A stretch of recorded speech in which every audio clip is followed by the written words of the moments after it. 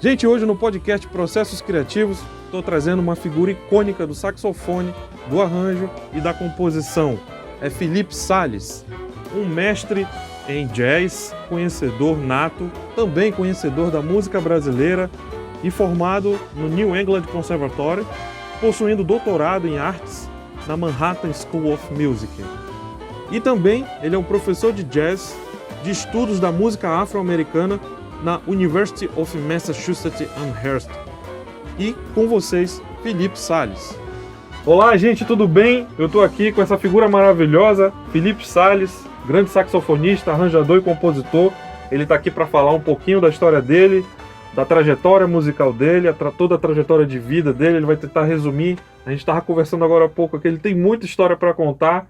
E, poxa, Felipe, prazer, cara. Prazer é meu. Poxa, obrigado por me receber aqui. Poxa, eu que te agradeço de estar participando aqui do podcast Processos Criativos, que a gente já está fazendo há tanto tempo aqui com vários artistas, né? Sei. E, poxa, que legal trazer um saxofonista, irmão de música, né? Pois eu é. também sou. Então, poxa, te receber bem em Manaus, que legal. Nesse calorzinho manauara aqui, o Felipe aqui em Manaus. Claro, que legal, claro. Que legal. Estou aqui aproveitando muito. Aproveitando e, né, entrando na cultura manauara aqui, aos poucos. Olha, que legal. Felipe, vamos lá. Vamos começar do começo, ser redundante aí. Vamos lá. Felipe, como é que foi o teu encontro com a música? Como é que foi? Quem te levou? Ou quem foram as pessoas? Como é que foi? Foi em casa? Como é que foi a história? Olha, eu não sou de uma família de músicos, né? Mas a minha família sempre esteve muito próxima da, digamos assim, da história musical do Brasil, né? Minha mãe cresceu no Rio de Janeiro, frequentou a casa da Nara Leão, olha, entendeu? Que legal, cara. Cresceu indo no Beco das Garrafas, então ela viu a bossa nova, né, se formar, né? Nascer realmente. Enquanto isso, meu pai em São Paulo era amigo de infância do César Camargo Mariano, frequentava a casa do César e da Elis, entendeu? Então, quer dizer, sempre houve uma coisa muito forte da música na minha família, né? Ninguém é músico. Meu pai tinha uma discoteca fantástica de, sei lá, chegou a 4.000 vinil e 1.000 CDs, aquelas coisas, né? Hoje em dia está tudo em MP3, né? Em não sei o quê. Mas, então eu cresci ouvindo música em casa. E meu pai sempre, ele tinha esse sonho meio frustrado de ser músico, né? Então ele sempre incentivou a gente. Eu fiz um pouquinho de piano com 7, 8 anos de idade, depois, aquela coisa, né, mas não tinha aquela vontade de tocar piano nem nada, e num certo momento da vida, quando eu estava quase no colegial, assim, um pouquinho antes, eu reencontrei um grupo de amigos, que sai de uma escola, entra para outra, eu reencontrei um grupo de amigos antigos que cresci juntos na mesma escola, e eles estavam todos envolvidos com música, e eu queria entrar na turma, né, participar, e estava procurando uma maneira de entrar, mas todo mundo já tocava piano, o outro já tocava bateria, o outro já tocava guitarra, e ficava aquela coisa. Aí um amigo meu, que até você vai achar engraçado, porque ele hoje é um músico bem famoso, né, o Chico Pinheiro, crescemos juntos, e ele falou assim para mim na época, pô, cara, por que você não pede seu pai para comprar um saxofone para você? Que ninguém toca saxofone, ninguém que a gente conhecia, né, tocava saxofone. Eu achei que estava ganhando na loteria. Eu enchi o saco do meu pai por meses e meses. Liguei para saxofonista profissional, achei um saxofone, naquela época não era primeira mão, né, que tinha. Achei um cara vendendo um saxofone Yamaha no primeira mão. Enchi o saco do meu pai. Ele não aguentava mais, aí ele falou, tá bom, eu compro o saxofone para você. Então, e aí com 13 para 14 anos, né, eu descobri o saxofone e tipo, me apaixonei pelo instrumento e não parei de praticar, né, desde lá. Mas foi meio assim, por acaso, né, meio tipo, querendo entrar na turminha, tentando achar uma maneira de entrar no, né, de ser parte da, né, do grupinho lá social, Legal. né, e tal. Enfim, foi assim que começou, né? Aí acho que com uns 16 anos eu já meio que sabia que era isso, né? Olha só. Que eu, então, estudava seriamente, com 17 eu entrei na Unicamp. Na realidade eu entrei na Unicamp com 16, mas eles não... Pô, tu entrou novinho, não, cara. eu fui aceito, mas não oficialmente, entendeu? Eles descobriram que eu tinha 16 quando eu prestei o vestibular um ano antes, só para ver se eu passava. Ah, entendi. Aí eles descobriram que eu só tinha... Eles olharam para minha cara e falaram, você não tem 18 anos, né? Tem 17? Eu não queria mentir, né? Eu falei, não, tem 16. Ele falou, então, eles falaram para mim, por que você não presta de novo no ano que vem e tal? Eu fui para casa, no jornal saiu que eu não passei. Uns meses depois eu encontrei uma amiga minha, cujo pai era o reitor da Unicamp. Olha. Aí ela olhou para minha cara e falou assim, parabéns! Falei, parabéns por quê? Você entrou na Unicamp com 16 anos. Falei, como eu entrei na Unicamp com 16? Na música, né? Eu não fiz o resto dos testes, mas... Falei, não, eu não entrei. Falou, como não? Eu vi o seu nome na lista na mesa do meu pai. Caralho. Eu falei, pô, eles me admitiram, mas depois oficialmente não me admitiram, porque eu não poderia, né? Eu tinha que terminar o ensino médio, colegial e tal. Mas eu terminei o colegial com 17. Então eu entrei na Unicamp com 17, né? O pessoal tirava até sarro, me chamava de Juninho, aquelas coisas, né? E aí fui fazer a Unicamp, fiz a Unicamp eu queria fazer em 3 anos e meio, mas não deixavam, né? Então no meu último semestre eu tinha uma matéria sobrando para fazer. E aí nesse último semestre eu fui visitar os Estados Unidos para ver qual era o lance, né? Fui fazer um curso de saxofone com Dave Liebman. Olha que legal. E inclusive eu fui o primeiro brasileiro a fazer esse curso com ele. Foi você então? Fui eu. Olha que legal. Depois cara. Foi um monte de gente, foi Rodrigo Saia, foi Marcelo Coelho, todo o pessoal veio depois. Eu fui o que bateu lá na porta, né? Abriu a porta pro pessoal, né? E aí eu voltei decidido que queria fazer o mestrado nos Estados Unidos e prestei para alguns lugares e fui aceito na New England Conservatory em Boston. Então eu terminei a Unicamp em final de 94 e em meio de 95 eu mudei para os Estados Unidos para fazer mestrado. Acabei fazendo um que eles chamam de mestrado duplo. Lá eles têm uma coisa que você pode fazer em 3 anos, né?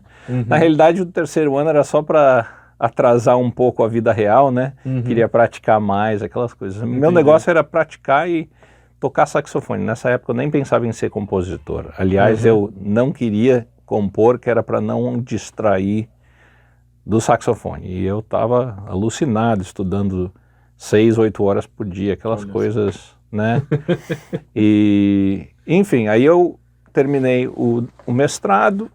Você tem direito a 1 ano de visto de trabalho. Eu fui me organizando, trabalhando. Apliquei para um visto de artista, aquelas coisas.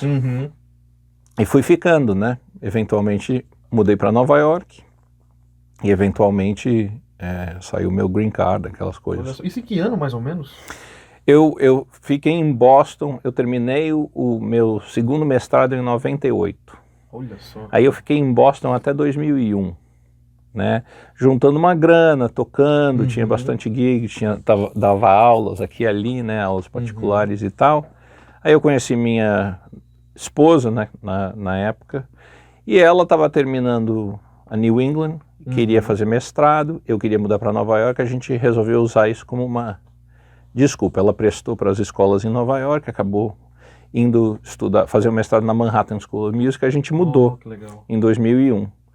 Ela fez o mestrado em 2001, eu estava trabalhando, dando aula, tocando gigs e tal. Em 2003, a Manhattan, na realidade o que aconteceu foi o seguinte: no fim de 2002, ela me disse um dia, ela estava dando aula, falou, no dia que você não está dando aula, o Dave Liebman vai dar um masterclass lá. O Dave fazia algumas coisas com a Manhattan, mas ainda não era uma coisa, acho, fixa. Aí eu fui lá dar um alô, né? Não via ele há bastante tempo, Mas eu já mantinha um contato, né? Tinha algumas aulas com ele particulares, já tinha feito meu primeiro disco, ele tinha escrito uma contracapa, aquelas coisas, então a gente mantinha contato. Aí eu fui lá dar um abraço nele, e ele falou assim pra mim, eu dei uma coçada no microfone aqui, desculpe. Aí ele falou assim pra mim, ó, estão abrindo um doutorado aí, você devia aplicar, né? Olha só, cara. Falou, vem aí, eu vou tocar um concerto com a Jazz Sinfônica, daqui da Manhattan, vem aí que eu te faço uma introdução pro chefe do departamento, depois você vê aí se você quer fazer, né? Aí foi isso que aconteceu, aí eu resolvi aplicar, acabei entrando em 2003, na primeira turma de doutorado da Manhattan em jazz. Que legal, bicho. E fiz um doutorado meio relâmpago, assim, né? Eu me formei, eu entrei em setembro de 2003 e eu me formei em dezembro de 2005. Olha só, foi em 2 anos e meio. 2 anos, né? 2 anos e um pouquinho. O que não foi fácil, foi assim, caramba, sem parar. Mas foi muito bacana, porque eu tava querendo... Vida mais, né? Pô, não tinha vida. Não tinha vida, cara. Eu escrevia o dia inteiro, estudava o dia inteiro. Caraca. No último semestre era aquela coisa de ir para a biblioteca de manhã e ficar até o fim da tarde lendo, ouvindo disco, estudando teoria, né? Para passar nos exames, né? Tem que passar nos exames qualificatórios, né? Aí depois que eu passei nos exames... Eu já tinha feito todos os meus recitais, faltava o recital final, que era a tese, né? Era uma peça, porque esse doutorado era uma coisa nova, e era um doutorado aplicado, né? Então você tinha que fazer vários recitais, você tinha que fazer um projeto de pesquisa para apresentar como um que eles chamam de lecture recital, né? Uma palestra, e aí você tinha que fazer um projeto final, que era considerado a sua tese, né? Que era um projeto de composição assim complexo, né? Para a banda jazz sinfônica. Então eu tinha escrito uma peça em 3 movimentos, um concerto para saxofone e orquestra jazz sinfônica que ia ser solada pelo Dave Liebman. Olha, que legal. E eu ia reger. No último momento, como eles marcavam essa data sem consultar ninguém, é uma coisa daquelas internas da escola, né? Marcaram a data e a data não coincidiu, ele está em turnê. Caramba. Aí o que eu tive que fazer? Eu tive que mudar para o papel de solista, e aí o regente da orquestra regeu, em vez de eu reger. Mas, né? Foi uma experiência bacana para mim, porque também eu tive que assumir um papel que era um papel mais como né, improvisador solista, um pouco mais complicado do que eu escreveria para eu mesmo, né? Porque era o Liebman, assim, né? Se eu soubesse, eu tinha sido um pouquinho mais fácil para mim, né? Mas foi bacana. Então em fim de 2005, eu me formei e comecei a procurar emprego, né? E comecei a dar aula numa faculdade em meio de 2006, agosto de 2006. Olha só. O que não é comum, normalmente tem gente que demora muito tempo para conseguir um emprego. Eu tive sorte, aquelas coisas de você aplicar para uma coisa e aí eu apliquei para um trabalho que não tinha nada a ver com jazz, aí eles estavam procurando nesse lugar uma pessoa para dar aulas de jazz, e eles olharam o meu currículo e falaram, não, esse cara aqui, vamos chamar ele para fazer essa outra coisa, entendeu? E aí acabou sendo a minha abertura para a vida acadêmica, né? Dei aula lá há 4 anos, a essas alturas eu já estava em Nova York há quase 10 anos. Aí vem primeiro filho, né? E aí você começa a pensar, eu preciso de uma estabilidade e tal. Estava aplicando para trabalhos em diferentes coisas e pintou uma entrevista para um trabalho na Universidade de Massachusetts, que legal. em Amherst, que é mais ou menos, digamos assim, entre Nova York e Boston. Então é uma localização boa, porque me manteria na mesma área, né? Mas com a vantagem de eu estar um pouquinho mais perto de Boston, porque meus trabalhos em Boston estavam ficando um pouco difíceis, né? Morando em Nova York é uma distância muito grande.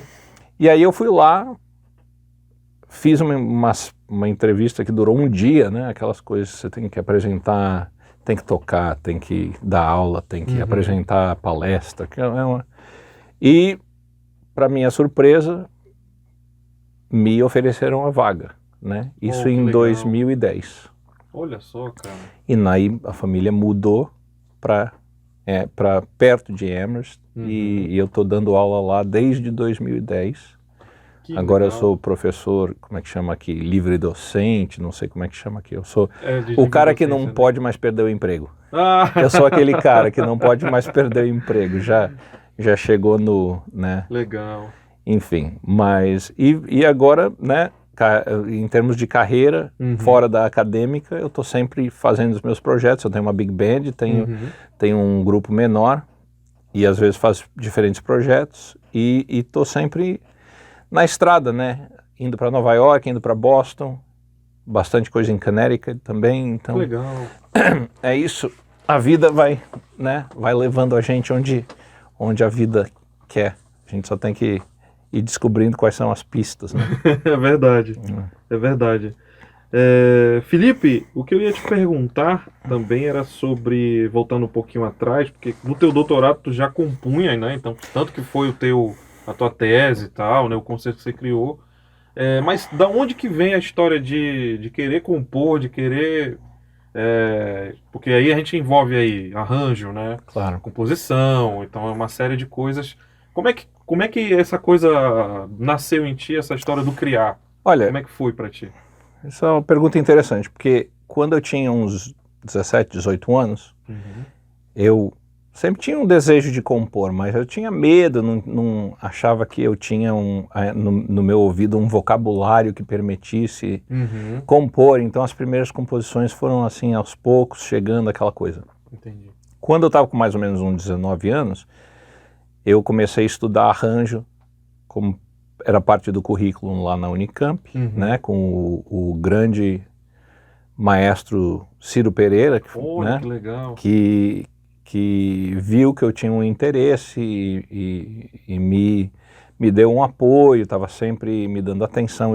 Eu comecei a escrever grades de big band, coisa assim, a gente sentava na cantina, tomar uma cerveja, e aí ele me dava uma aula, olhando ali, ele já ia ouvindo tudo, e eu tive a intuição de aproveitar essa oportunidade, né, de correr atrás da atenção de um cara que tinha o nível de conhecimento que ele tinha, né? Verdade. Desculpe, tem uma coisa na garganta. E aí fui pegando assim o amor, mas quando eu fui para os Estados Unidos eu não queria fazer isso. Eu queria me concentrar no saxofone. Falei, eu não quero mexer com não quero mexer com isso, eu quero aprimorar o saxofone, improvisação, né? Então por muito tempo, mas é aquelas coisas, né? Não adianta você fugir do que tá ali, né? Do teu caminho, do teu caminho.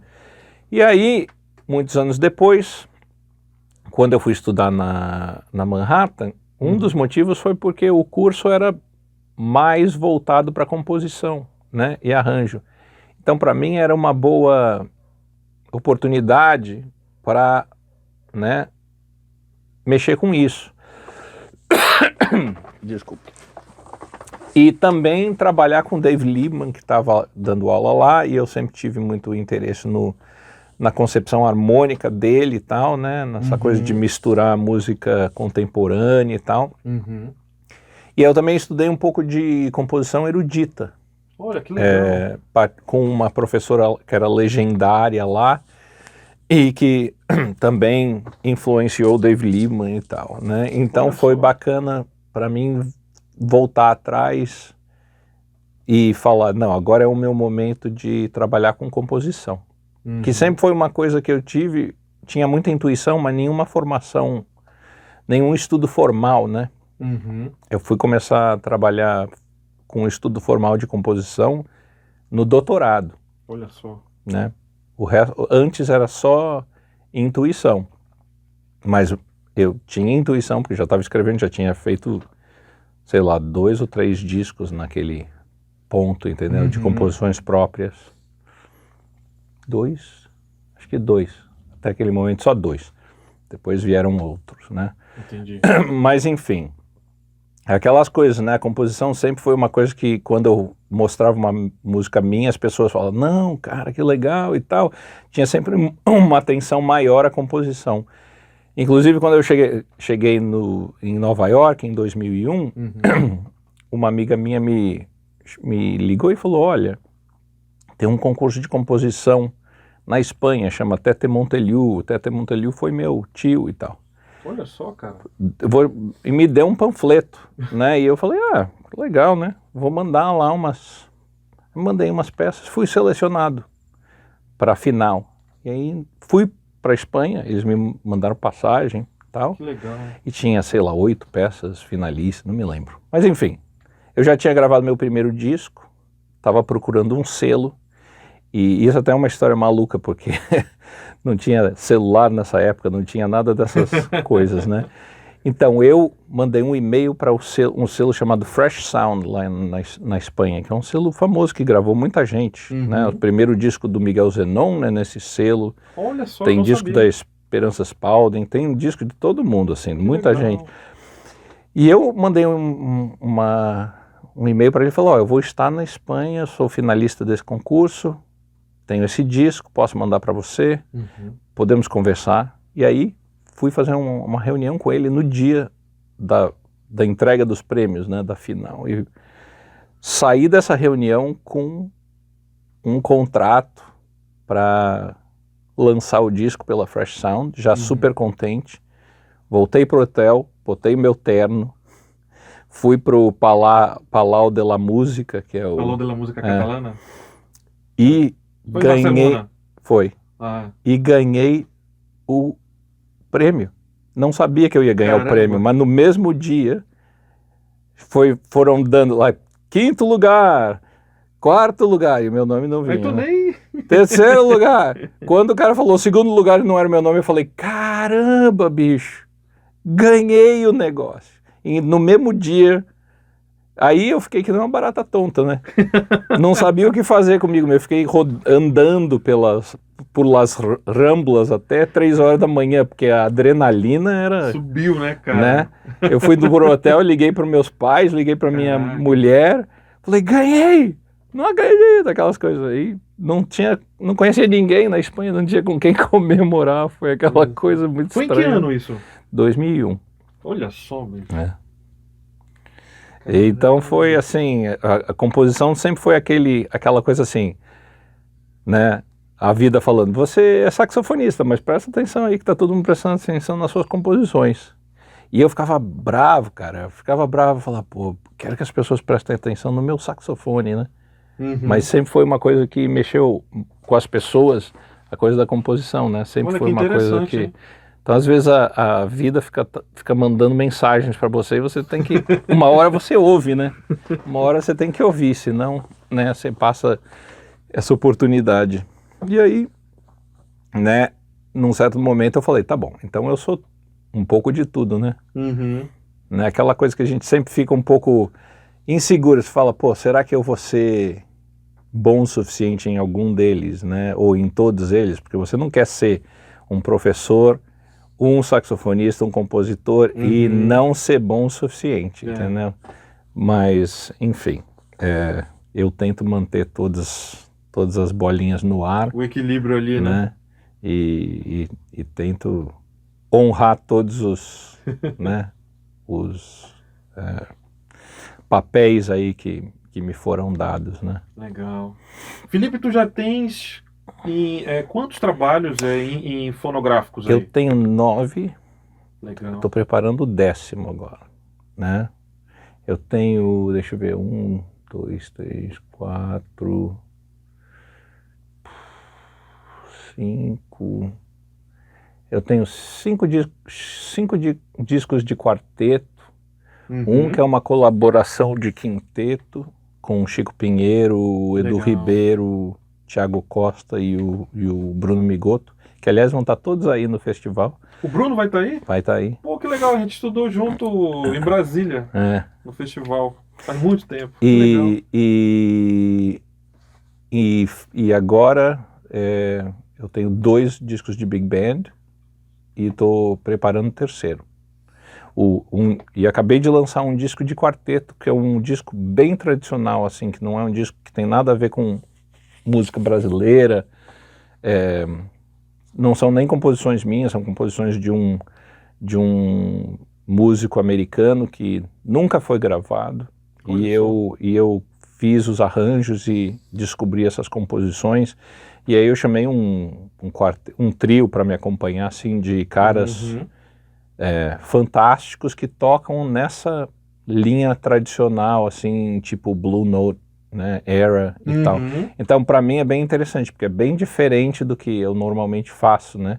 Se bem que eu sempre toquei dentro da tradição, não no meu trabalho, mas sempre toquei outras coisas dentro da tradição, sempre toquei muita música estritamente americana, né? Mas nunca gravei, né? Sempre que eu gravava uma coisa mais híbrida minha, né? É a primeira vez que eu gravo um disco que não é minha música. Olha só. E que é super tradicional, swing mesmo. Né? Assim, os caras, o baixista tocou com McCoy Tyner, entendeu? Então é uma moçada assim que tem essa tradição. Assim, chama Avery Sharp, é um grande baixista, fantástico. Legal. E o Zakai Curtis, que é um pianista muito bacana e um baterista novo aí que eu acredito que vai ficar bem famoso, chama-se Jonathan Barber. Fantásticos músicos. E para mim é bacana porque me dá a oportunidade de tocar de um jeito que eu não normalmente toco, assim, digamos, não gravo dessa maneira, né? Tocando assim tradicionalmente, assim, quando eu ouço disco, eu ouço as minhas influências, assim, de Dexter Gordon, de Coltrane, de Joe Henderson, coisas que normalmente não aparecem tanto na minha música autoral, né? Mas quando você põe nesse contexto, eles começam a aparecer, né? Olha que legal, que bacana.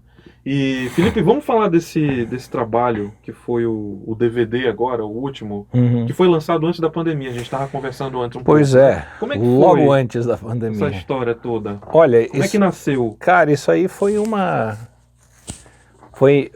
aquela coisa de você ter uma ideia, assim. Bom, deixa eu começar do começo. Vamos lá. Eu fui para os Estados Unidos em 95, né? Quando foi 2018, 2017, na realidade, passaram-se 22 anos, 2018, 23 anos de Estados Unidos para mim. Caramba. Esse foi um momento muito complexo para mim, porque naquele momento eu estava morando nos Estados Unidos mais anos. O relógio virou, né? Eu fui para os Estados Unidos com 22 anos. E aquele era o meu 23º ano nos Estados Unidos. Ou seja, é impossível isso não mexer com você, né?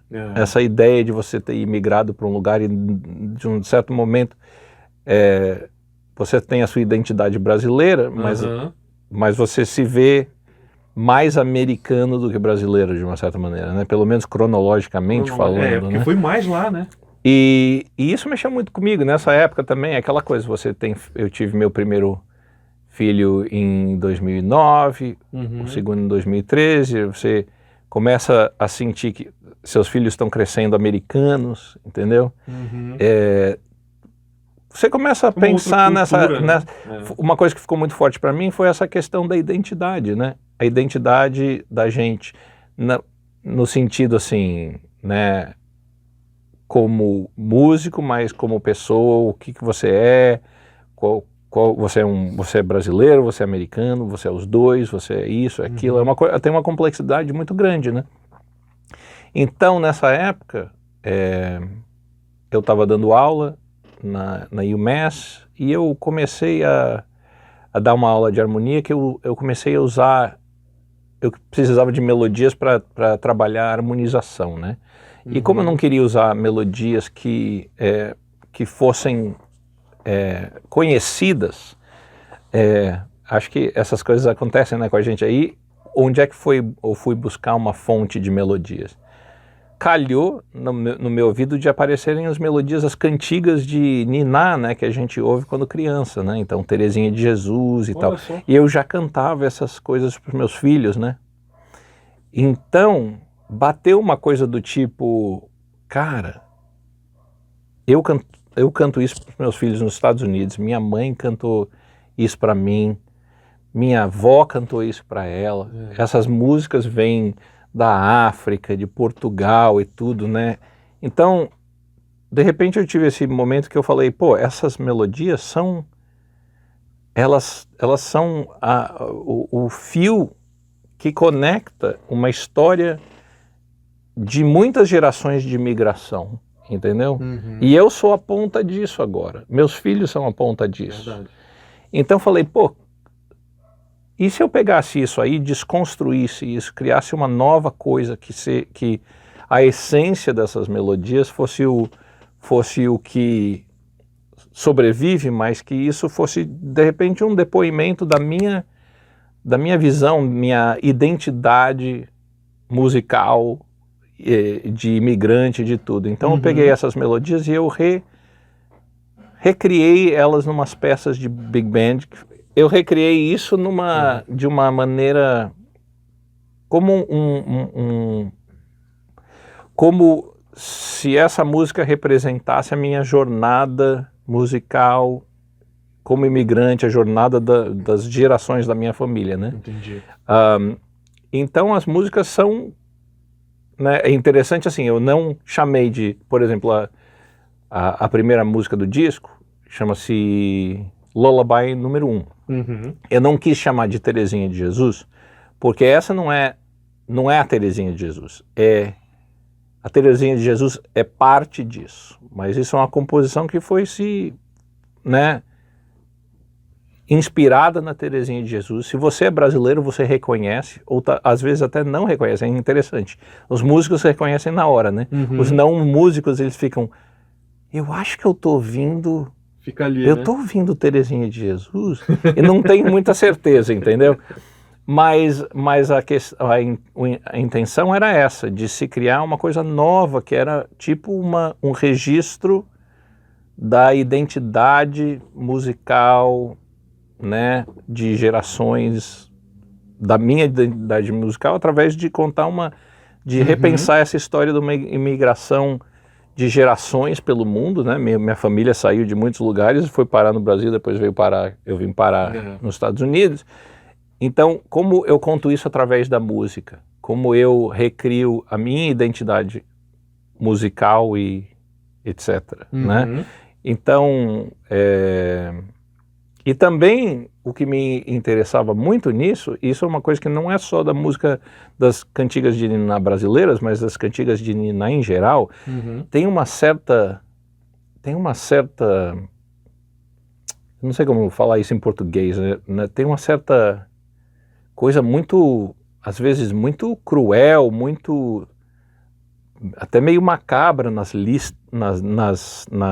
letras, né? Se você ouve certas letras, são assustadoras, cara, são muito interessantes, né? Por exemplo, Boi da Cara Preta. É uma coisa que, pô, você canta isso para uma criança, é assustador, cara. Eu me lembro de ouvir isso quando criança e ficar assim, né? Você fica assustado. Tem um elemento muito, que a gente chama em inglês dark, né? Sim. Então é uma coisa muito... Então isso me inspirava também em criar uma leitura disso, assim, que musicalmente também ia para esse lado, né? De explorar uma linguagem mais contemporânea, harmônica, uma coisa assim até, né? Bem mais... Não é aquela coisa de ficar cantando né? Não tem as harmonias, o tratamento formal, não tem nada a ver com o original. Mas a melodia ainda está lá.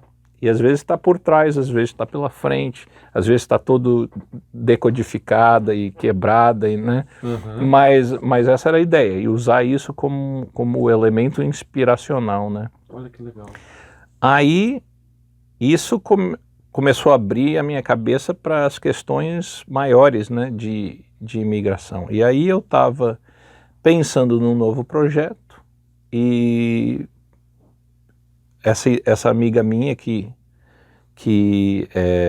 inspirou aí o que nos Estados Unidos ficou se chamando Dream Act, né, que era uma lei que ia regularizar a situação de um certo tipo de imigrante ilegal nos Estados Unidos, né? Olha. Que foram pessoas conhecidas como os Dreamers, né? Então, isso é uma coisa muito específica dos Estados Unidos e muito louca. São pessoas que vieram para os Estados Unidos como crianças, bebês às vezes, pelas mãos dos pais, que imigraram sem documentação, ou seja, eu não gosto de usar a palavra ilegalmente, né, mas sem a documentação correta, e que cresceram americanos, né? Cresceram, não, às vezes até não falam a língua original do país, de onde vieram, muito interessante esse processo. Mas vivem num limbo legal, porque não tem cidadania. Que louco. Né? Então, essa minha amiga é uma pianista erudita, e ela, a maioria dessas pessoas não podiam nem cursar uma universidade, porque não tinham, né, os documentos necessários, né? E ela foi a primeira pessoa que escreveu uma carta para um dos senadores americanos falando: olha, essa é a minha situação, por favor, faça alguma coisa. E ela tinha muita gente apoiando ela, que fez pressão política, e esse cara escreveu essa lei. Essa lei era para ser votada no dia 12 de setembro de 2001. No dia 11 de setembro de 2001, as Torres Gêmeas foram atacadas. Caraca. E nunca foi votado. E você sabe que, né, o discurso anti-imigrante virou uma coisa muito forte nos Estados Unidos, principalmente depois dessa situação. Né? Então, até hoje, 22 anos depois, Caramba. 21 anos depois, nunca foi votado. Foi para a gaveta. E aí o Obama criou um decreto que é um band-aid, basicamente, né, para a situação dessas pessoas, que chama-se DACA, né? DACA é Deferred, não sei, não me lembro exatamente, mas é basicamente um sistema onde você aplica para um visto de trabalho que dura 2 anos e você tem que renovar. E contanto que você não se meta em nenhuma encrenca, que você não seja preso, etc. e tal, tecnicamente você tem a possibilidade de renovar. Entendi. Não é tão simples assim, né? Até uma infração de trânsito pode dificultar, sabe? Mas é a única coisa que existe no momento, porque não se vota nada para resolver essa situação. Olha só. Existe ainda muito discurso anti-imigrante nos Estados Unidos, e o Trump não ajudou em nada, né? Só piorou a situação. Então, nessa época, quando o Trump ganhou nos Estados Unidos, eu fiquei muito mal, né? Eu fiquei muito mal com esse discurso todo, todos os meus amigos, todo mundo muito mal. E aí eu acho que naquele momento, foi aquele momento que você fala: pô, bicho, eu tenho que fazer alguma coisa, cara. Eu tenho que fazer alguma coisa. E aí essa ideia surgiu. Eu liguei para minha amiga e falei: olha, eu tô com uma ideia aí de criar uma peça multimídia usando... Você me ajuda, né? Você tem os contatos com os ativistas. Olha, que legal. Aí ela falou: eu te ajudo. Aí eu escrevi um projeto e mandei para uma bolsa de pesquisa chamada Guggenheim. Da Guggenheim Foundation. Legal. Que é muito difícil de rolar. E De não rolar. imaginava. Eu escrevi o projeto, mostrei para minha esposa, que ela olhou e falou assim, nossa, isso vai dar trabalho, hein? Eu falei, mas ninguém nunca vai me dar essa bolsa, né? Ninguém nunca vai me dar essa bolsa. Aí ela olhou para mim e falou assim, ó, cuidado com o que você deseja, porque você pode ganhar, né? Aí eu ri, falei, aí tava lá num dia, tava lá no meu escritório trabalhando lá, dando aula, não sei o que, abri o meu e-mail, rapaz. Chegou. Tinha um e-mail lá do Guggenheim, você foi selecionado. Nossa, eu caí para trás, né? É um sonho. Um dos meus professores que influenciou a minha visão musical foi o George Russell, né? Que foi um grande compositor americano, o primeiro teórico de jazz né? De todos, com o Lydian Chromatic Concept. E o George Russell recebeu 2 Guggenheims. Na época dele se podia receber mais de um. Hoje em dia eles não deixam mais. Você só pode aplicar uma vez. E aí já... Se você ganhar, você não pode aplicar de novo. Olha só. Né? E, pô, pra mim era essa coisa, né? O cara é um gênio, não, né? É aquele sonho da vida de qualquer um receber um prêmio desse, mas nunca vai acontecer. Eu passei 5 anos pensando em mandar um projeto pro Guggenheim. E todo ano eu falava, não vou mandar, não tenho chance, não tenho uma ideia bacana. E aí quando essa ideia apareceu, eu falei, pô, essa ideia é forte, vamos ver, né?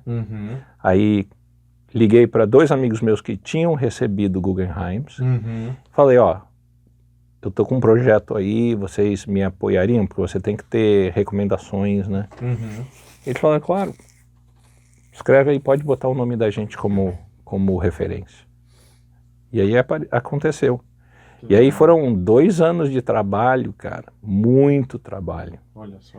Muito trabalho. Cara, pô, eu nunca trabalhei tanto num projeto como nele. Porque tinha vídeo, tinha isso, tinha aquilo, né? Caramba, hein? Mas, cara, foi um sonho que aconteceu, entendeu? E a gente, às vezes, fica até nervoso, porque depois de um trabalho desse, você fala, cara, como é que eu vou fazer outra coisa, assim, nesse nível, ou melhor, entendeu? Você fica achando que aquilo ali foi o pico da sua carreira, né?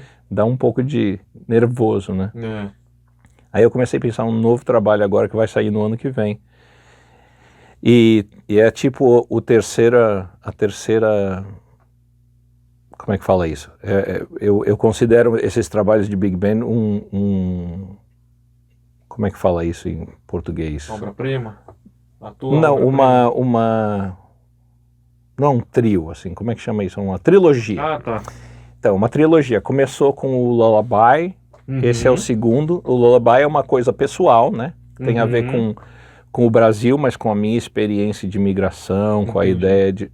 Esse é um projeto mais político, né? Que tem a ver com a situação americana, a anti-imigração, todas as... E esse último é um projeto mais artístico voltado para a comunidade jazzística nos Estados Unidos. Então eu escrevi um projeto que agora vai sair no ano que vem, que chama-se Home is Here, né? E a ideia desse projeto, eu chamei 8 artistas de jazz consagrados que são imigrantes. Olha que legal. E fiz uma entrevista com cada um, não para ser usada no projeto, mas ser usada como inspiração. E essa entrevista foi uma conversa sobre imigração para os Estados Unidos e se tornar como é que fala? Um residente permanente, um cidadão. E a experiência e como isso afeta a visão artística deles, o porquê de querer morar nos Estados Unidos, todas essas questões, né, mais relacionadas com eles e com a questão da carreira deles, da vida deles, musical, etc. e tal. E aí, baseado nessas entrevistas, eu escrevi 8 peças, uma para cada um deles. Olha só, cara. Peças que são a minha interpretação das personalidades dele e da conversa que a gente teve. Então cada peça tem, por exemplo, tem um título que tem a ver com as coisas que marcaram essa conversa. Né? Então, por exemplo, eu escrevi uma peça para o Paquito da Rivera. Legal. E o Paquito tem essa coisa de ser um cara que é tão fantástico como músico que toca música brasileira e tocou com Piazzolla e tocou com o Iraquere, entendeu? Ele tem essa multifaceta e ao mesmo tempo é o Paquito de Rivera. E a gente conversando sobre isso, conversando sobre essa ideia de como a carreira dele, né, tá sempre e também um pouco sobre a pandemia. Isso, a entrevista com ele foi no meio da pandemia. Eu fiz todas essas entrevistas por Zoom, né? Olha que legal. E ele falou uma coisa para mim, a gente, né, nós como músicos de jazz e tal, a gente tá sempre se reinventando. E ele também tem esse lado erudito, né? Então eu escrevi uma peça para ele que chama-se Reinvention. Olha só, cara. Onde brinca com a ideia de uma invenção de Bach, começa como uma quase erudita, né? E vai se transformando num tango mais moderno, e depois se transforma numa música brasileira. Olha só. Com um chorinho camerístico no meio. Uma suíte. E depois termina numa salsa. Olha só, cara. Não, a peça tem quase 11 minutos. É uma coisa... É uma suíte. É uma suíte, né? E, cara, ele ficou doido. E ele gravou clarinete e alto nessa peça. Mas ele ficou louco, porque a peça usa 2 motivos. E um deles vai se transformando, vai se transformando no curso da... E aí eu fui escrevendo uma peça para cada um desses artistas, né? Então, por exemplo, o meu amigo Chico Pinheiro, que a gente cresceu junto, legal. Num determinado ponto da nossa conversa, a gente estava falando sobre essa coisa de ser brasileiro, tocar música brasileira e tocar jazz. E ele falou uma coisa muito interessante, falou, o jazz é esse desejo do poder, né? De você, né, ser um virtuose, de você comandar uma banda, né? E ele fala, e a música brasileira nunca teve disso, né? A música brasileira é uma coisa sempre mais de rodinha de violão, onde todo mundo... Né? A bossa nova foi criada por amadores, né? Então, sempre houve essa coisa de que não importa se você é um virtuoso ou não, todo mundo é uma coisa mais africana, né? Essa coisa de todo mundo ser parte do social, né? Todo mundo pode participar, né? E aí, o que ele falou foi muito interessante. Ele falou assim, o jazz é o desejo do poder, mas a música brasileira é a promessa da felicidade. Olha só. Entendeu? Então eu escrevi falou isso em inglês, né? The Promise of Happiness. Né? E eu escrevi uma peça para ele que chama-se The Promise of Happiness. Olha só. Né? E então cada conversa foi criando uma coisa, uma essência por trás. E aí eu peguei essas essências e criei peças com essas pessoas em mente, né? Com a musicalidade delas em mente. Olha aí. Fui criando peças completamente diferentes, né? O disco tem 8 peças completamente diferentes. Olha cada só. uma e essas peças são escritas para minha big band, comigo regendo e essas pessoas como solistas. Eu nunca imaginei que alguém ia me dar dinheiro para fazer um projeto desse. Olha, né? Que legal, porque Felipe. Aí eu apliquei para um projeto, para uma bolsa lá e tal, não rolou. Eu esperei um tempo e apareceu uma outra bolsa que eu falei, não, essa talvez role. Aí eu fiquei escrevendo o projeto, acho que 1 mês ou 2, era um negócio assim super chato, complicado. Essas bolsas, elas fazem você penar, né? Eu me lembro quando eu terminei de escrever o projeto, eu imprimi, né? Imprimi não, né? Eu baixei uma cópia em PDF, né? Que você vai fazendo todas essas coisas no site dele, no portal deles, né? Aí eles falam, você quer uma cópia do projeto em PDF? Claro. baixei, né? Você sempre tem que guardar uma coisa, né? É. No caso de dar uma besteira. Era 28 páginas. Caraca, hein? Eu falei, cara, não é à toa que eu tô de saco cheio de escrever esse negócio. É mais do que um pré-projeto, né? Aí eu fiquei na minha e fui cuidar da minha vida. E aquele e-mail apareceu, né? Congratulações, você Caramba. foi selecionado. Aí eu falo, ai meu Deus, eu tenho 3 meses para escrever essas peças. Então eu escrevi que nem um louco, assim, passei 3 meses escrevendo. Olha só. Sim, falei, põe o saxofone e a flauta na gaveta, escreve, bicho, senão você não vai conseguir terminar. Mas eu acho que ficou bem bacana. Que legal. Sai ano que vem esse trabalho. Sai ano que vem. Olha A gente só. gravou agora há pouco, gravamos em abril. Uhum. O projeto, eu comecei a escrever ele em outubro, terminei de escrever ele no fim de dezembro, mandei para as PDFs para todo mundo Uhum. em janeiro. Acho que foi comecinho de fevereiro ou fim de janeiro a gente começou a ensaiar. Uhum. Comecei a ensaiar com a cozinha primeiro, porque tem muita coisa, né? Eu tenho uma cozinha complexa. Muita coisa quebrada lá. Igual esse que tinha antes também. É, que nem Agora esse. A gente tá ouvindo aqui uns 11 por tem alguma coisa. Tem, esse projeto novo tem uma chacareira em 11. É, olhei. Tem umas coisas assim, né? E eu faço... A minha cozinha é piano, baixo, bateria, guitarra e vibrafone.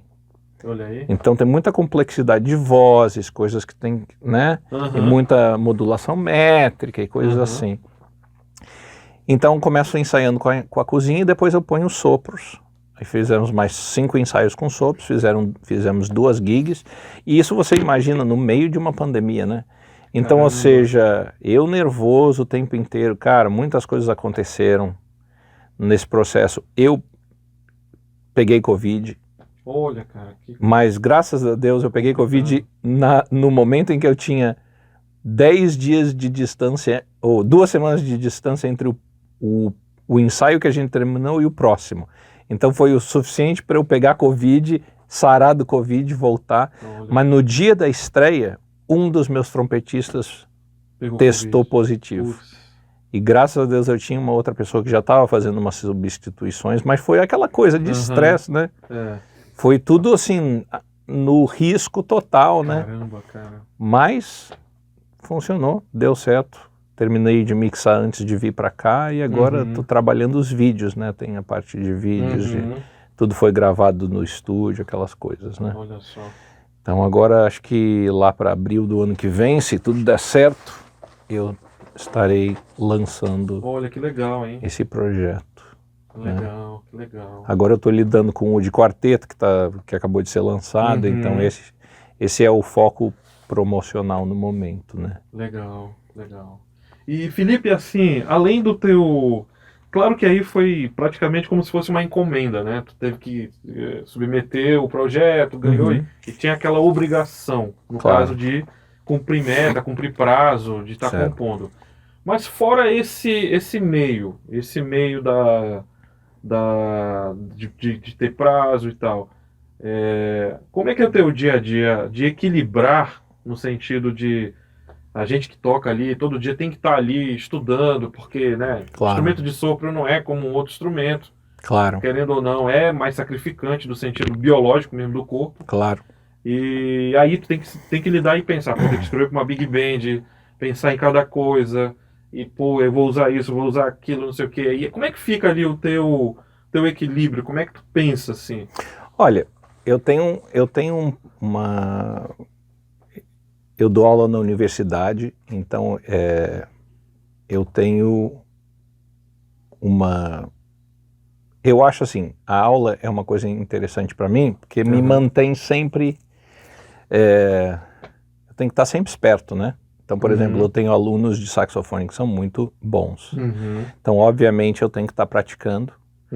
Eu reservo momentos do dia para poder praticar flauta, saxofone, e tenho que me manter ali, né? Porque eu tenho que estar demonstrando para os meus alunos, né? E a mesma coisa com composição. Eu não componho regularmente, eu componho eu componho mais assim em ondas, né? Então eu penso num projeto, aí eu tipo piro naquilo e componho até terminar, entendeu? Então, por exemplo, eu não componho só música popular, eu também componho música erudita. Então, há uns tempos atrás eu tinha uma peça erudita para flauta e piano para escrever. Aí eu comecei a escrever. Normalmente, quando eu tenho uma ideia assim de composição, eu começo a escrever e não consigo parar, né? Então eu tenho que me forçar a parar. Não, vou parar agora para praticar e tal. Mas a ideia é essa, tentar manter a prática pelo menos 1 ou 2 horas por dia, né? Quando eu estou dando aula. E a composição, ela varia, né? Para mim é uma coisa assim muito mais... A prática é uma coisa diária e que eu tenho que manter, né? Entendi. Mas a composição é uma coisa mais assim obsessiva. Quando ela acontece, ela vira assim, tipo, ela toma conta do negócio, né? E aí tu vai ter que deixar um pouquinho mesmo ali... Eu tento de manhã não compor, ou de noite não compor. Não, eu prefiro não compor de manhã, porque daí se eu começar a compor de manhã, eu não pratico, né? Isso toma minha cabeça, eu não consigo. Então eu prefiro praticar primeiro. Eu também tento não compor muito tarde da noite, a não ser que eu não tenha outra oportunidade, porque senão depois eu não durmo. A música não desliga, cara. E às vezes, é interessante, porque às vezes eu empaco em alguma coisa, e aí eu vou dormir com dificuldade, e eu acordo, e às vezes eu sonho com aquilo, eu acordo e aí eu já sei como resolver. Entendeu? De alguma maneira se resolve na minha cabeça. Lá no subconsciente lá. E aí eu volto, agora eu sei como, né? Então, essas coisas quando eu tava escrevendo esse novo projeto, foi uma coisa intensa, porque eu estava escrevendo, eu tive que dar uma parada na prática, porque eu tinha que terminar isso em 3 meses. Entendi. Mas foi uma coisa assim eu não conseguia parar de pensar nisso. Olha só. Eu não conseguia parar até eu resolver a situação, entendeu? Então a composição nesse sentido, assim, eu não preciso fazer a manutenção dela. Quando ela vem, né? Ela vem até o fim. Durante a pandemia eu escrevi um concerto para trombone e banda sinfônica. E eu acho que eu escrevi em 1 mês e meio, entendeu? Foi uma coisa tipo... Não conseguia parar. Mas eu estudava flauta de manhã e à tarde eu escrevi o concerto. Olha só. Né? Enfim, a prática, eu gosto de chegar de manhã antes de começar a dar aula e ter pelo menos 1 hora ou 2 para praticar. Se eu tenho mais tempo também. Mas eu também toco nas aulas com os alunos, né? Te mantém ativo ali. E a coisa também de dar aula de composição é sempre estar pensando em composição, né? Então o meu aluno traz uma coisa e eu começo a mexer, falo, vamos tentar um negócio diferente aqui, vamos tentar aqui, olha esse voicing aqui, aí você vai para explicar por que esse voicing funciona melhor, aquilo ali, ou orquestração. Então eu estou sempre pensando em composição, às vezes não é minha, mas eu estou sempre pensando em composição, né? Ou mostrando grades de compositores, etc. Então tem sempre esse pensar, né? Você está sempre treinando de uma maneira ou de outra, né? Olha só. Enfim, mas é aquela coisa, né? Eu sempre gostei de estudar e dar aula na universidade é não parar de estudar. No fundo, né? No fundo a gente está sempre na escola. Verdade. Né? Eu gosto, sempre gostei, sempre fui esse nerd, sempre gostei de estudar. Que bom pra gente, pra ouvir coisas novas, né? Eu tô sempre buscando algo. Eu sempre falo assim, eu demorei 20... Eu tenho a minha Big Band desde 2016. Já tem um tempinho, hein? Eu demorei 22 anos para ter uma Big Band. Porque eu nunca... Falar a verdade, eu nunca curti a maneira tradicional. Quer dizer, eu curtia outras pessoas escrevendo para Big Band tradicionalmente. Mas eu não me via fazendo isso. Eu sempre fui uma pessoa que tinha um sonho de escrever para orquestra. Eu tenho peças para orquestra e tal. Mas a orquestra sempre foi a maneira que eu ouvi né? Aquela coisa mais orquestral. Uhum. Então levou 20 e poucos anos para eu achar uma maneira de escrever para Big Band que satisfizesse meu desejo de escrever de uma maneira mais orquestral. Entendi. Tanto que a maneira que eu escrevo para Big Band não é tradicional mesmo, é uma coisa mais orquestral mesmo, né? Olha só. Com muitas dobras de sopros, surdinas e coisas assim. Então, e o uso do vibrafone, que é uma coisa mais percussiva de orquestra, né? Uhum. Então tem o fato de eu sempre ter essa visão mais orquestral, né, esse conceito mais orquestral no meu ouvido, foi o que acabou criando o meu estilo de compor para Big Band, que não é um estilo que eu considero ser tradicional, né? Olha só. Então, às vezes, né, é o que você como é que eles falam? Atirei no que vi e matei o que não vi, né? Então, a gente às vezes acaba acertando uma outra coisa, né? E para mim, hoje eu tenho um conceito de Big Band que eu acho que funciona para mim e tem a minha cara, a minha visão e a sonoridade que tu buscava. E muita gente fala, eu nunca ouvi nada como isso, entendeu? Não, é verdade. E é diferente. É a minha coisa. Eu achei minha maneira de fazer as coisas. Legal. Eu estou sempre buscando isso, a minha maneira de fazer as coisas dentro, claro, dentro né, da tradição, né? Ainda é jazz, mas é o meu jeito de fazer as coisas, né? Legal. Não sei se eu respondi a tua pergunta. Eu gosto de ouvir a história, o trajeto, né?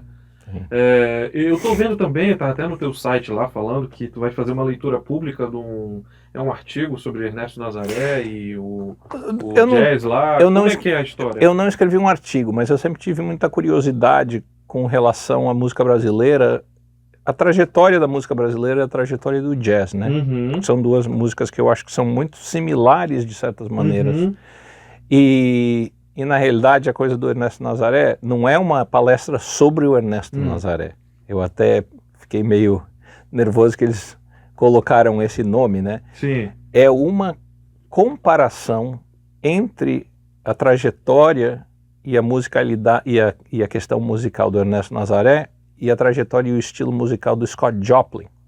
Então seria uma análise comparativa usando como pano de fundo o desenvolvimento da música brasileira e do jazz no começo, entendeu? Porque tanto o ragtime foi, digamos assim, o que criou as bases do que depois foi virar o jazz, como, né, o tanguinho brasileiro, né, o machixe do Ernesto Nazaré, criou as bases para o que foi virar o choro e todas as outras... E produções contemporâneas, né, também, naquele mesmo... Então, a minha ideia sempre foi, tem tantas coisas comuns, como é que essas coisas foram se tornar diferentes? Entendeu? Então, analisando um pouco da história da colonização brasileira e da colonização americana e no que isso influenciou musicalmente. Por exemplo, por que nos Estados Unidos você tem o blues e no Brasil você não tem? Por que no Brasil você tem o lundu, todas essas coisas que a gente não sabe exatamente o que são, mas que criaram o machixe, né? Exato. E o samba, e nos Estados Unidos você não tem. Tem razões para essas coisas, né? E essas razões têm muito a ver com a colonização. Olha só. Quem colonizou, o que deixou fazer, o que não deixou fazer, né? Por exemplo, nos Estados Unidos, os tambores eram proibidos. E os africanos eram forçados a irem à igreja, participar dos cultos protestantes e cantar os hinos protestantes. Então daí vem o blues, dessa coisa de você forçar alguém a entrar na sua cultura, né, na sua maneira de pensar a música, que era uma coisa tonal, Uhum. vindo de uma cultura modal, né, pentatônica, etc.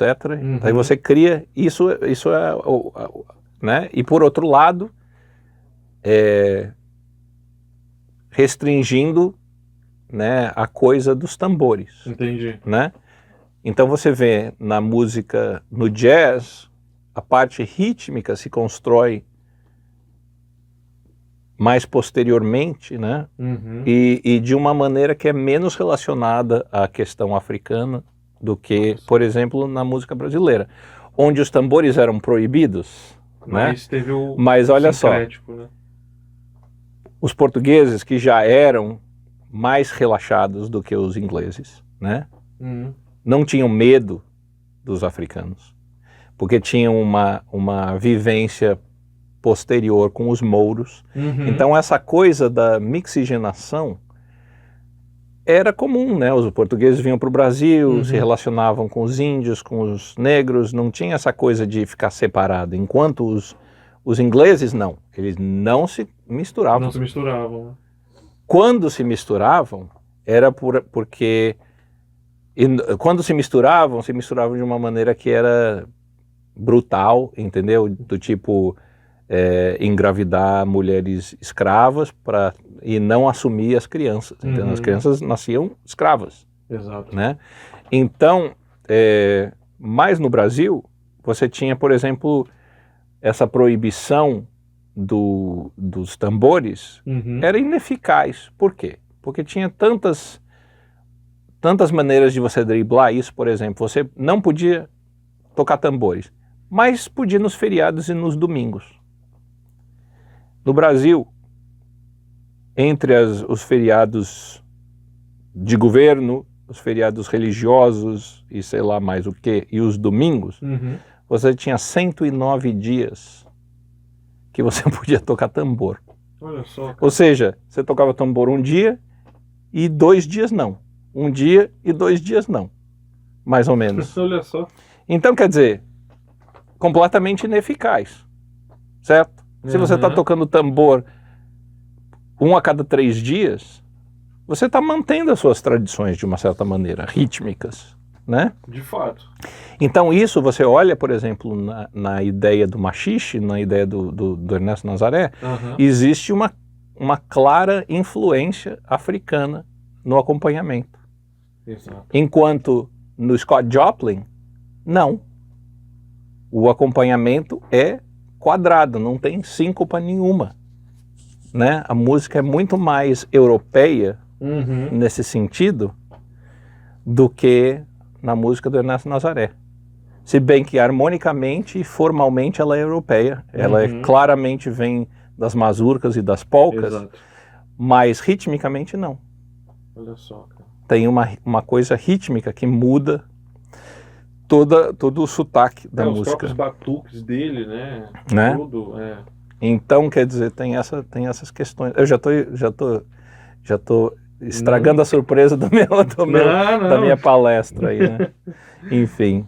Bom, Felipe, a gente já está se encaminhando para o finalzinho já. Eu sempre coloco aqui os convidados para darem uma opinião sobre os 5 discos que mais te influenciaram. Eu sei que é muito pouco. É difícil. Mas assim, que tu possa pensar nos que tu tá talvez ouvindo no momento, dar uma dica. E o que o Felipe Sales deixa de mensagem para a galera que está entrando na música profissionalmente, para a galera que está se adentrando no mundo da composição, do arranjo, do próprio saxofone. Qual é a mensagem que o Felipe deixa aí para a galera? Que esse podcast tem muita gente vendo de diversos lugares mesmo, assim, interior do Amazonas a, sei lá, sul, sudeste. Então, está sendo bem visto não só pela galera que já trabalha com a música profissional, mas também com alunos, que é muito importante. Essa retroalimentação de aproximar o artista do público que está lá do outro lado. Deixo contigo as palavras aí para... Nossa, vai ser difícil. Deixa eu pensar aqui. Alguns discos que mudaram a minha vida, né? Boa. Por exemplo, o disco que o Klaus Ogerman gravou com o Michael Brecker, Cityscapes. Esse disco é aquele disco que quando eu ouvi eu falei, cara, eu quero tocar saxofone desse jeito, eu quero escrever desse jeito. Tava tudo ali, Olha só. Entendeu? O disco Urubu do Jobim, eu acho também com arranjos do Klaus Ogerman, acho que foi um disco para mim, eu pensei, pô, isso aqui é o que eu gostaria de fazer, entendeu? É um disco que foi considerado até antológico por próprio Jobim, né? Eu acho que foi um disco fantástico, né? Deixa eu pensar aqui mais. Tem muitos discos de jazz, é muito difícil para eu dizer. A Love Supreme, do Coltrane, eu diria que é um disco que marcou a minha vida, e eu me lembro de ouvir pela primeira vez e não entender nada, entendeu? Falar, o que esses caras estão fazendo cantando, né? Mas depois ouvir e falar, nossa, bicho, o que é isso, né? Outro disco que marcou a minha vida de jazz foi Miles Davis Live at Plug Nickel, que é o disco onde o segundo quinteto do Miles Davis toca daquela maneira mais aberta, né, mais interativa, e aquilo ali, quando eu ouvi, eu falei, nossa, que coisa incrível, que maneira fantástica, né, né? Tá difícil de escolher, viu? Tem muitos discos brasileiros que eu amo, né? Um deles que marcou muito a minha carreira, não minha carreira, mas minha vida musical no começo, eu acho que foi Só Não Toca Quem Não Quer, do Hermeto Pascoal. Olha só. Entendeu? Mas cinco é muito difícil né, de pensar, porque tem tantos discos maravilhosos na música brasileira, na música erudita, no jazz, que não dá para escolher, entendeu? Mas digamos assim, se eu tivesse que levar 5 para uma ilha deserta, talvez esses seriam aí. Esses, né? Mas tem todos os discos do Gil Evans com Miles Davis que são fantásticos, entendeu? Tem muita coisa fantástica, né? Os discos da Maria Schneider, discos do Vince Mendoza, tem os discos do Vince Mendoza com a Joni Mitchell que são fantásticos, tem muita coisa, Egberto Gismonti, toda a discografia do Jobim, quer dizer, Elis Regina, eu tenho o box set inteiro de Elis Regina, né? Aquelas coisas, é muito difícil de escolher, mas enfim. Esses são 5 que vieram à cabeça, né? Com relação a...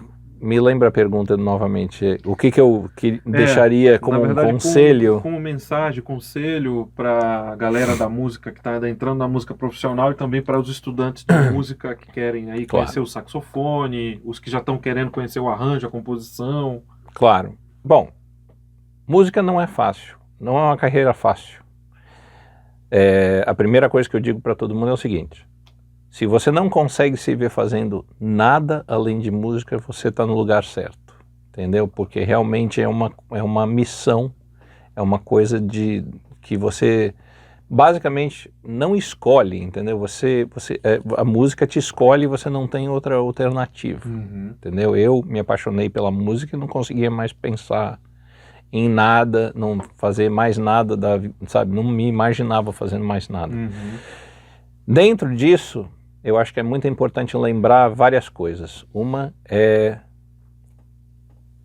por mais que a música, a arte em geral, seja uma coisa que às vezes é motivada pelo ego da gente, né? É muito importante tentar combater isso e ter sempre humildade, porque a humildade, não a humildade no sentido de não se achar bom o suficiente, mas a humildade no sentido de achar que sempre precisa aprender uma coisa nova, uma coisa a mais, e a disciplina, porque a música, na minha opinião, não é uma coisa imediata. A música é um projeto a longo prazo, é um projeto para o resto da sua vida. Então não adianta querer chegar lá, porque o lá não existe, mas a gente está sempre aprendendo alguma coisa, sempre melhorando, sempre desenvolvendo. E não dá para pensar, tem que ter calma, tem que ter disciplina e tem que ter perseverança. E tem que realmente acreditar que você realmente quer chegar lá e aquilo é mais importante do que qualquer coisa, entendeu?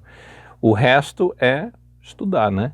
Estudar procurar as informações certas, né? Procurar bons professores, tocar com as pessoas. Quanto mais você faz, melhor você fica. Não adianta ficar só estudando, tem que botar em prática, né? Então, escrever para uma banda, ver o que soa, ver o que não soa, tocar com as pessoas, ver o que soa, ver o que não soa, todas essas coisas são importantes. E tentar ser a melhor pessoa possível, uma pessoa profissional, uma pessoa fácil de lidar, uma pessoa séria, né? E porque, né? Isso ajuda muito, né? Você ser uma pessoa que as pessoas falam, não, eu posso chamar essa pessoa, porque vai estar, né? É uma pessoa séria, que vai chegar preparada, que não é difícil de lidar, que vai contribuir para a música, né? A gente tem que pensar que a música é mais importante do que a gente, né?